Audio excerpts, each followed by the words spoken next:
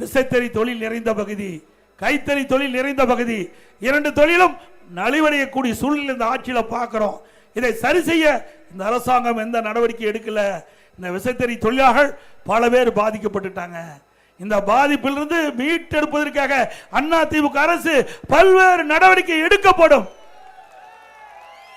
இன்றைக்கு தை பொங்கல் என்று பொன்மனச்சம்மாள் புரட்சி தலைவர் எம்ஜிஆர் கொண்டு வந்த திட்டம், விலையில்லா வேஷ்டி சேலை எல்லா குடும்பத்தைக்கு கொடுப்பதாக அறிவிச்சாங்க.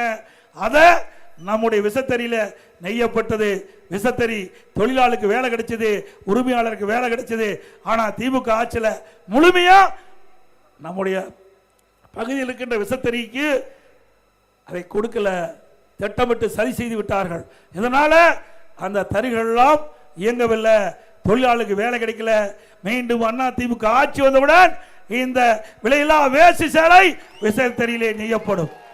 அது மட்டும் இல்ல, நான் ஏற்கனவே அறிவித்து விட்டோம், ஒவ்வொரு தீபாவளி வருகின்ற பொழுதும் நம்முடைய தாய்மார்களுக்கும் நம்முடைய சகோதரிகளுக்கும் சேலை வழங்கப்படும் என்று.